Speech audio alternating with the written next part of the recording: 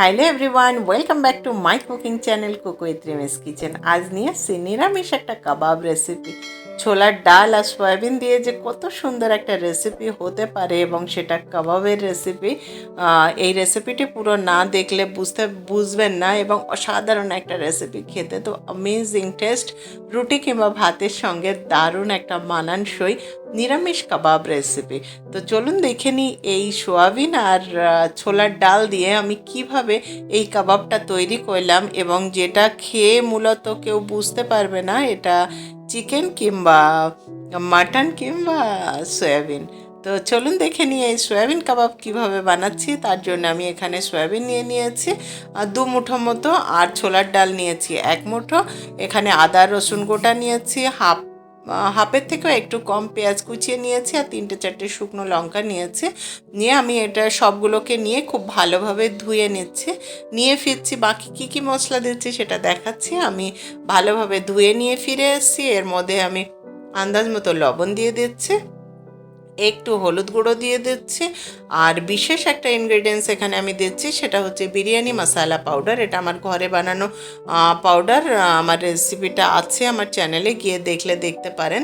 আর একটু জিরা গুঁড়ো দিয়েছি, আর কিচ্ছু না, একটু জল দিয়ে আমি এটাকে 2টো সিটি দেওয়ার পরে 10 মিনিট আমি লো ফ্লেমে রান্নাটা করব। সয়াবিনটা তো ঝটপট হয়ে যায়, কিন্তু ছোলার ডাল একটু টাইম লাগে, তার জন্য আমি লো ফ্লেমে 10 মিনিট করব। দারুণ হয়ে যাবে। আমি 10 মিনিট বাদে ফিরে এসেছি।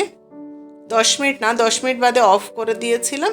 কিছুক্ষণ বাদে ফিরে এসেছি। এসে দেখুন হালকা হালকা জল আছে। আমি গ্যাসের ফ্লেমটাকে আবার অন করে দিলাম, দিয়ে একটু নাড়িয়ে চাড়িয়ে শুকিয়ে নিচ্ছি। খুব বেশি শুকাবো না কিন্তু, তাহলে কিন্তু ভীষণ ড্রাই হয়ে যাবে, কারণ ছোলার ডাল টেনে নেবে জলটা। ব্যাস, আর আমি কিন্তু বেশি শুকাচ্ছি না জলটাকে।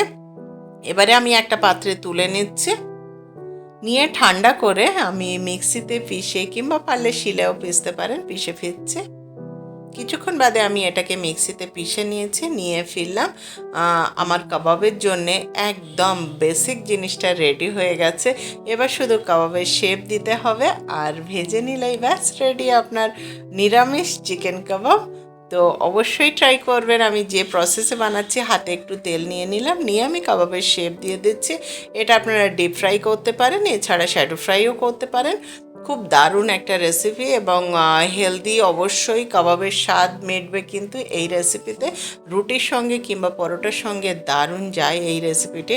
অবশ্যই ট্রাই করবেন, আর কেমন হলো আমায় জানাবেন। আমার এই সেম শামি কাবাব রেসিপি আমার কিন্তু চ্যানেলে আছে, চিকেনেরও আছে, মাটনেরও আছে। ফার্স্ট টাইম আমি সয়াবিনের কাবাব, যেটা আমার চ্যানেলের জন্য বানিয়েছি। আমি বাড়িতে হামেশাই বানিয়ে থাকি এবং সবার খুব প্রিয় একটা রেসিপি। আপনারাও বানাবেন। আমি কাবাবের শেপ দিয়ে নিয়ে অন্যদিকে আমি এখানে প্যান ফ্রাইকেও করে নেব। তার জন্য আমি প্যানে একটু তেল দিয়ে দিলাম।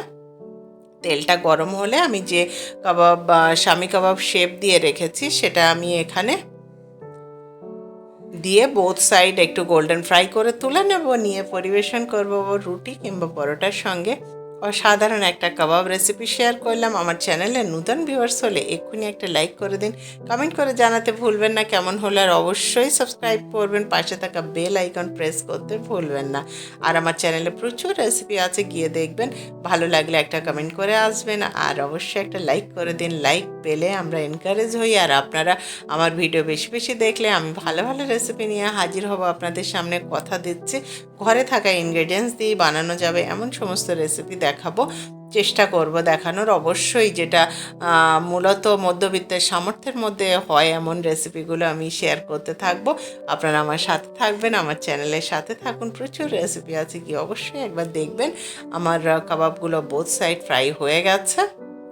কি অ্যামেজিং একটা লুক দেখুন। অবশ্যই একবার ট্রাই করবেন, করে আমাকে জানাতে ভুলবেন না কিন্তু। এসে একবার জানাবেন যে কেমন হয়েছিল আপনাদের কাবাব রেসিপিটা। এই শামি কাবাব রেসিপি একদম অন্যভাবে আমি একটু দেখালাম। ঘরে থাকা ইনগ্রেডিয়েন্টস দিয়ে প্রচুর মশলাপাতির প্রয়োজন হয় না, সামান্যতেই যথেষ্ট। তো আমার শামি কাবাবগুলো হয়ে গেছে, আমি এবার পরিবেশন করে নিলাম আমার soybean shami kebab. Thank you for watching.